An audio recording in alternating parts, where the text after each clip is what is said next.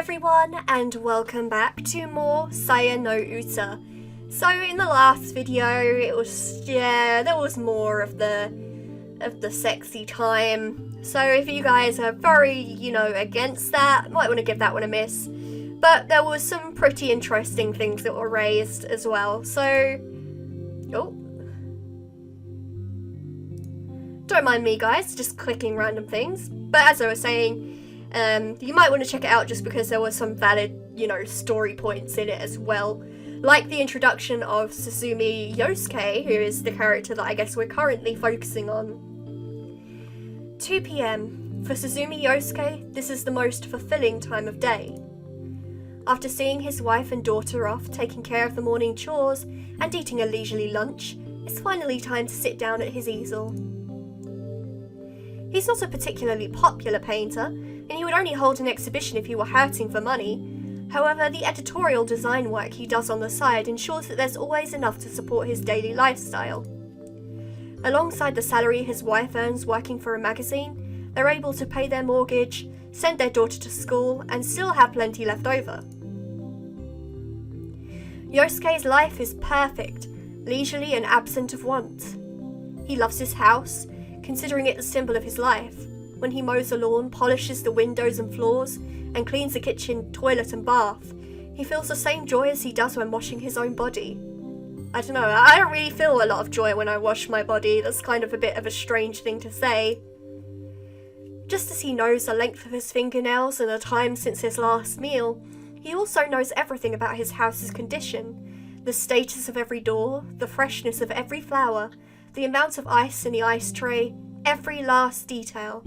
This is his pride, and when he sits in his studio smelling the turpentine and knowing that every element of his house is in perfect order, he is filled with the ultimate satisfaction. It seems like he's a bit obsessive. I don't know. While trying to find the right combination of paints on his palette, he suddenly feels thirsty, but soon remembers that there isn't much orange juice left in the refrigerator. Yeah, see, I am not the kind of person who would be like, oh yeah, there's only a little bit of orange juice left. I'd just go down and be like, oh, I am disappointed. In fact, it's almost about time to stock up on bath additive and powdered soap. He could get everything at the supermarket when he goes to shop for dinner, but it'll probably be pretty heavy.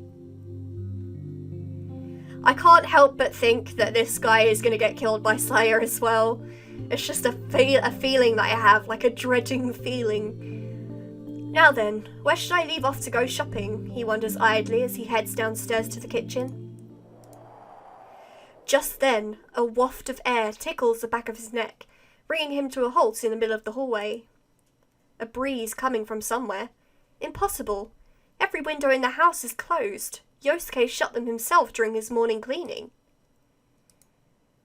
Yosuke enters the living room, searching for the source of the wind. Something stinks. It's the same pungent smell of fetid swampland that emanates from the Sakisaka house. Could the wind be carrying it from the yard next door? The window facing the Sakisaka yard is open, its curtains billowing loosely in the gentle breeze. There's a hole in the glass next to the lock. It looks strange, like it was melted by some chemical instead of broken. Someone must have reached through the hole to unlock the window. Okay, I'm a bit worried about this event. Yosuke stands paralysed, his heart pounding with anger, and even more so, with fear. He listens carefully but hears nothing. Perhaps the intruder has already finished his business and left. But a burglar wouldn't have left the room untouched, would he? Maybe he heard Yosuke coming and hid somewhere. Yosuke realises that his still wet palette knife is in his right hand. He must have forgotten to put it aside before going downstairs. He stares numbly at the knife for a moment, then decides it is not enough protection.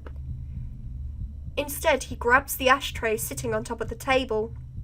Made of thick, solid glass, it is big and heavy enough to serve as a blunt weapon. The home that he has cleaned every inch of, that he thought of as part of himself, now seems like an entirely different world. Keenly aware of the thumping of his heart, Yosuke looks around the living room and sees little that could be used as a hiding place. The intruder must have gone either to the guest room or through the dining room to the kitchen. The kitchen is close to the stairs.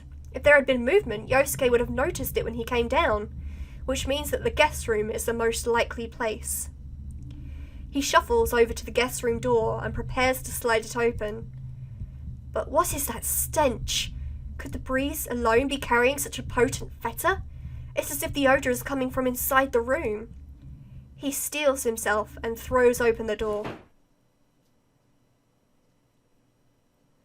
The straw-matted Japanese-style room is empty. There is a closet, but no one could fit in there. So the true intruder must have already left. Yosuke relaxes, the exhaustion of sudden relief coming over him. And that's when something seizes his ankle. The instant he freezes in shock, his leg is yanked out from under him, sending him crashing to the floor. Stars explode behind his eyes as his head smacks against the door rail. The hand, if it can even be called that, wrapped around Yosuke's ankle extends all the way to the underneath the living room sofa. There are barely 5 centimeters between the sofa and the floor, but the intruder is able to hide in that tiny space. It can't possibly be human. Before the screaming, Yosuke can regain his footing. Countless hand-like things seize his arms and legs, rendering him helpless.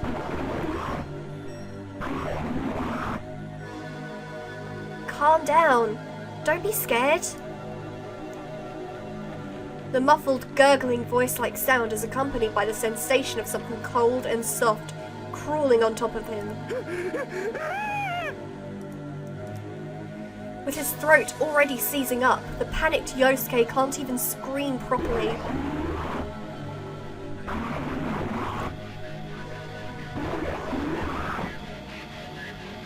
It won't hurt, the hideous voice whispers in his ear. Don't be scared, it won't hurt. Thin, tube-like appendages penetrate his ears and nose, wriggling deeper into his skull. Right before the horrifying sensation drives him mad, Yosuke loses consciousness. Okay, so that was a pretty intense scene right there. Thank you for taking the time to see us, Koji says, his humble bow concealing his surprise at the doctor's youth. Even without her light makeup, she wouldn't look a day over 30. She must be quite talented to be leading a neurosurgeon at such a young age. いいのよ。あなたたちみたいな人が来てくれたのは私としてもありがたいところだし。Don't mention it. I was hoping somebody like you two would come along. Her friendly smile belies the coldness one might expect from her overly refined beauty. はじめまして。Sakisaka Fuminori 君の主治医の田んぼです。It's a pleasure to meet you. I'm Dr. Tambo, Sakisaka Fuminori-kun's attending physician. Fuminori の友人で殿浩二と言います。彼女はTsukuba Yo. I'm Fuminori's friend Tono Koji. This is Tsukuba Yo. Yo gives a quick bow, her expression apologetic. When they had arrived at T University Medical Center and asked to see Fuminori's doctor, Koji and Yo had been prepared for rejection. They hadn't expected the ease with which they were able to see the doctor. Sakisaka 君の件について話が聞きたいっていうことだけど、それは私の方でも同じでね。You say you want to know what's wrong with Sakisaka-kun. Well, so do I. I see. 彼、一昨日の診察に来てくれなかったのよ。留守電に入れた伝言にも返事がないし。He didn't come in for his checkup 2 days ago. I tried calling his home, but there was no answer. 2 days ago, the day Fuminori had been searching that mysterious abandoned house. Koji frowns, wondering what had been important enough for him to blow off his appointment. 彼、学校ではどんな様子？ What is he like at school? どうもこうも。もうめちゃくちゃです。He's totally screwed up. Seeing Yo's shoulders jerk out of the corner of his eye, Koji regrets not choosing his words more carefully. 事故の前とまるで人が違ったみたいに見えます。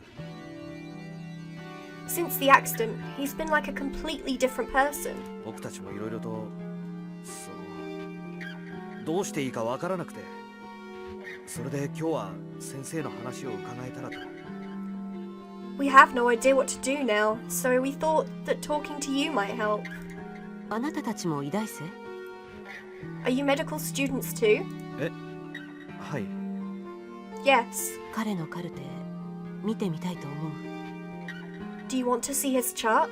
見せてくれるんですか、そんなもの。 You'd really show it to us?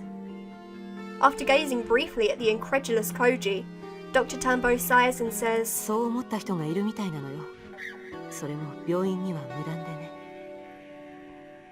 It appears that someone wanted to see it, and without the hospital's permission too. おとといの晩、この病院に誰かが押し入ってね。保管庫から崎坂君のカルテを盗んでいったの。 2 nights ago, someone broke into the hospital and stole Sakisaka-kun's charts from the archives. 本当ですか？ Seriously? She stares hard at the astonished students, then shakes her head with a tired smirk. まあ、あなたたちは無関係そうね。ちょっと安心したわ。 Well, it doesn't look like you two are involved. I'm relieved. 当たり前です。 Of course we aren't. でも、犯人は崎坂君の容体に興味があるか、それとも彼の治療記録を消したかったのか。 However, the culprit must have had an interest in Sakisaka-kun's condition, or they wanted to erase his records. いずれにせよ、彼に関わりのある人間としか思えないわ。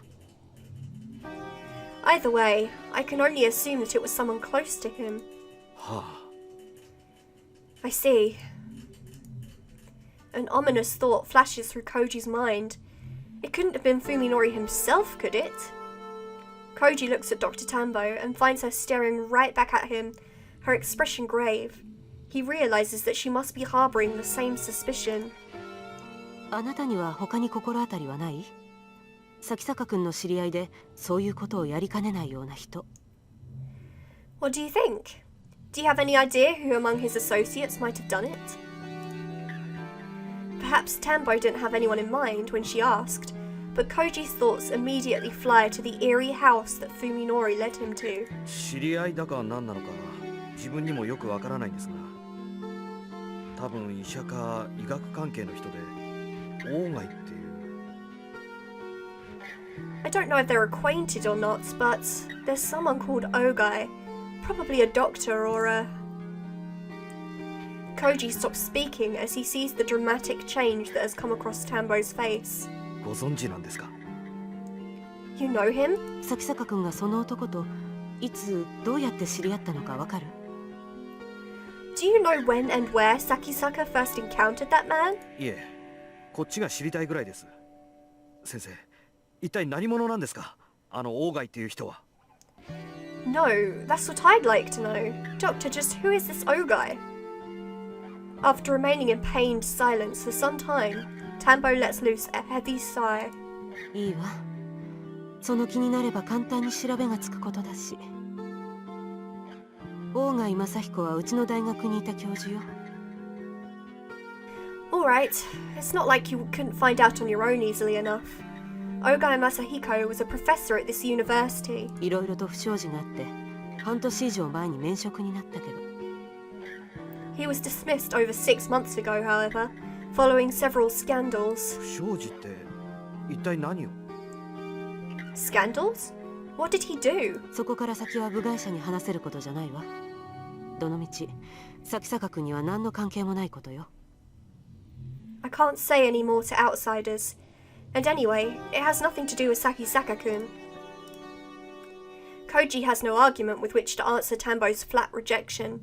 However, he can't shake the feeling that this Ogai person is the key to unraveling the mystery surrounding Fuminori. 先生、もしかしたら崎坂文則は刑事事件に関わっているかもしれないんです。 Doctor, he says, making up his mind, Sakisaka Fuminori might be involved in a crime. At this sudden declaration, both Tambo and Yo raise their eyebrows. どういうこと？ What do you mean? 彼を訪ねていったっきり行方不明になってしまった人間がいます。もちろん文則は否定していますが。 Someone went missing after going to see him. Fuminori denies any involvement, of course. それって Omiちゃんのこと？ You mean Omi-chan? Koji is unable to bear the shock in Yo's voice. すまん、つくば。君には言えなかった。 Sorry, Tsukuba. I couldn't tell you. Tambo is frowning, her expression even more serious than before. そのオーガイという人物が今文則の関心の焦点になっているらしいんです。 Right now, this O-guy seems to be the center of Fuminori's attention. 彼が何者で、文則が彼の何について探っているのか、それが分かれば少しは事情が見えてくるかもしれません。 If we know who he is and what Fuminori's looking for, we might start to see the whole picture. お願いです、先生。教えてください。この病院で一体何があったんですか？ Please tell us, Doctor, just what happened at this hospital. Dr. Tambo hesitates for some time, refusing to make eye contact, but she finally shakes her head. ごめんなさい。こればかりは私の一存で話せる事柄じゃないの。 I'm sorry. This is not something I can decide on my own. 先生。 Doctor, でも少しだけ待って。私は私なりにいろいろと調べてみる。放っておける状況じゃないのはよく理解できたから。 give me some time. I'll do my own investigating now that I know this can't be ignored. お願いします。 Please. Koji is out of options. All that's left is to trust this young doctor. It's frustrating, but there's a limit to what can be done for a friend. お互い携帯の番号を交換しておきましょう。何か分かったら連絡するわ。あなたたちも何か新しい動きがあったらすぐに私に教えて。 Let's exchange cell phone numbers. I'll call you if I learn anything, and you can call me the moment anything changes. ええ、わかりました。 Yes, all right.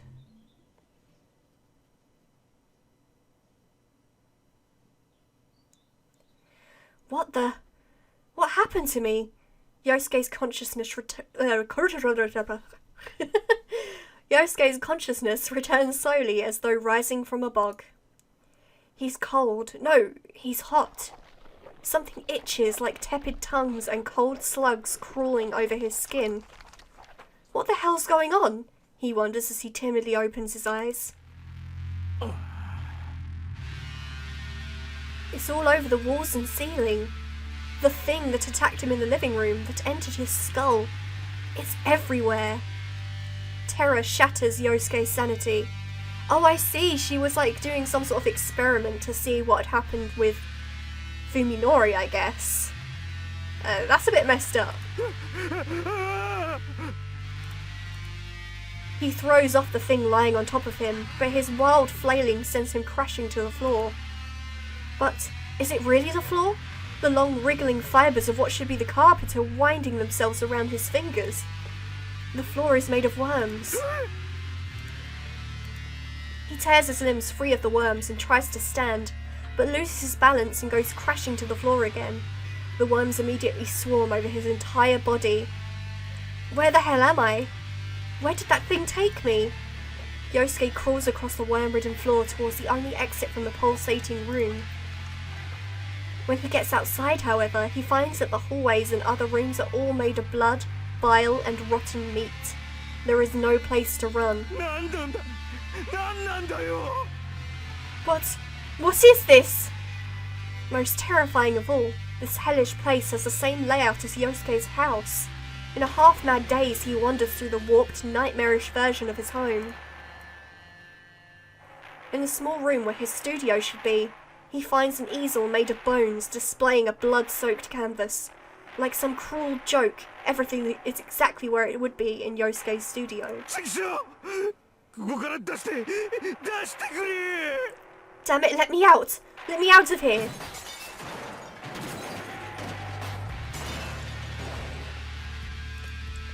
Howling, Yosuke swings his arm wildly, pummeling everything within his reach.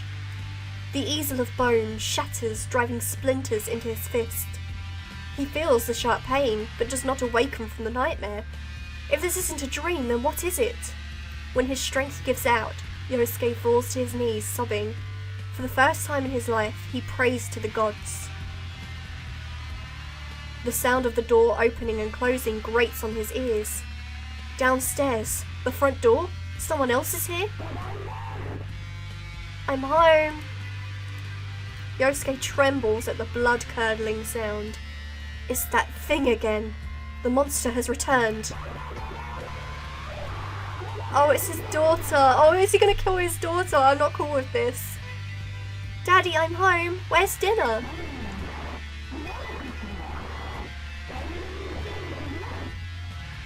Oh, he's not here? Did he go shopping? When can we eat? Oh, he's gonna kill his family, isn't he? This is messed up. Yosuke hears the sound of something slimy sloshing its way up the stairs. Even as he cowers in terror, he slides his trembling hand across the floor and grabs one of the bones from the broken easel. The tip of the bone is nice and sharp. If he holds it in both hands and puts his weight behind it, he might be able to use it to protect himself. Honey, are you home? The monster's growls are getting closer. Holding his breath, Yosuke presses his back against the wall next to the door. The pounding of his heart is like thunder in his ears, so loud that he fears the creature might hear it. He knows that he might be eaten if it finds him again, but it's all he can do to just keep from crying. At last, the door to his room swings slowly open. Honey?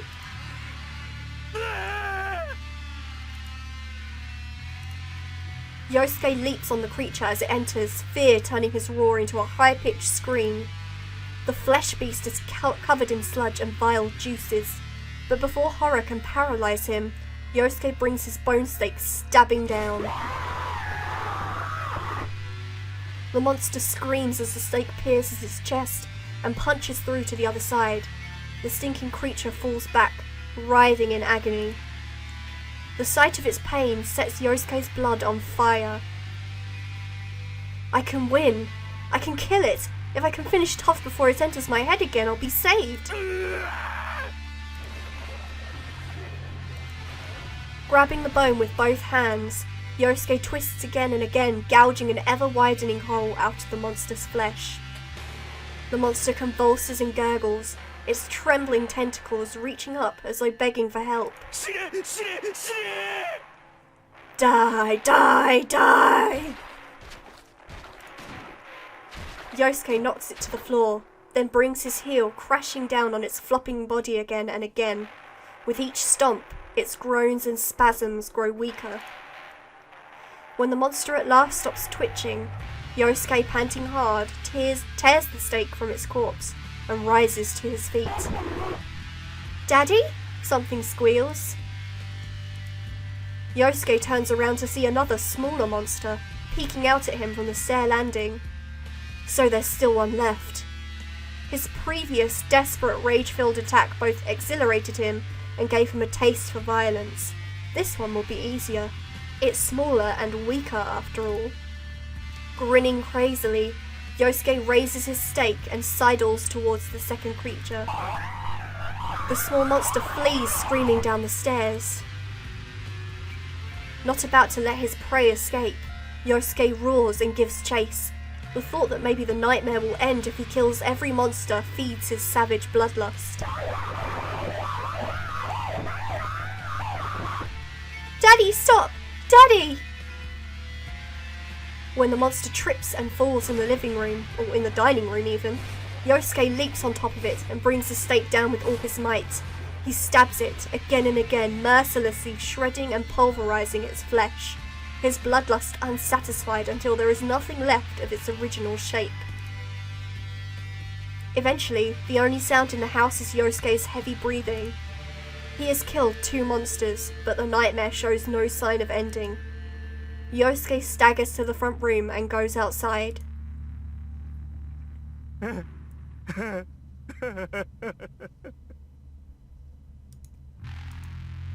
sky, the city, everything has gone mad. Twisted shapes, maddening colours, stinking air. There is no escape, no end to the nightmare. The last remnant of Yosuke's sanity vanishes like dust in the wind. Hi, mister. Yosuke turns towards the sound of a young girl's voice. She is standing in front of the house next door, wearing a spotless one piece over her pure white skin. In the midst of this filth-ridden world, she seems to be glowing with beauty. おじさんには私がどう見える？ How do I look to you, mister? ああ、とっても可愛いよ。 You're very cute. Yosuke feels a sudden black lust rising within him. 本当？じゃあ実験は成功かも。 Really? Then the experiment might be a success. Yosuke walks up to the strangely jubilant girl and brushes his hand against her long, smooth hair. こんな可愛らしい女の子はこの世界には君一人しかいないんだろうね。 Such a lovely girl. You must be the only one in the whole world. おじさん？ Mister? She looks curiously up at the man towering over her, perhaps sensing something disturbing in his hungry stare. お嬢ちゃん、おじさんと遊んでくれるかい？ How about we play a game, little girl? いいけど、何するの？ Okay, but what are we going to do? Yosuke says simply, そりゃもうおじさんが楽しめそうなこと全部さ。 everything that will please me, of course. Grinning broadly, he grabs the girl's collar and tears the front of her one piece wide open. Shock and fear twist the girl's lovely, delicate features, stimulating Yosuke's sadism. Even after killing those two monsters, the embers of violence are still smouldering in his heart, and now they have new fuel to burn. いい顔だよ、お嬢ちゃん。おじさんにもっと可愛らしい顔をして見せてくれないかい？ I like your expression, girl. Won't you show me an even prettier one? No! Tears in her eyes, the terrified girl flees into the Sakisaka house. Yosuke runs after her, feeling the joy of the hunt. いや、来ないで！ No, stay away! Even in desperation, she has no hope of outrunning an adult. Yosuke charges down the hallway and easily catches up to her in the kitchen.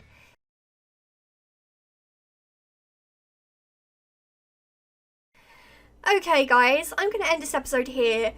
I don't actually think I'm going to include the last scene. It did make me feel really uncomfortable. Just so we're all on the same page, it involved rape.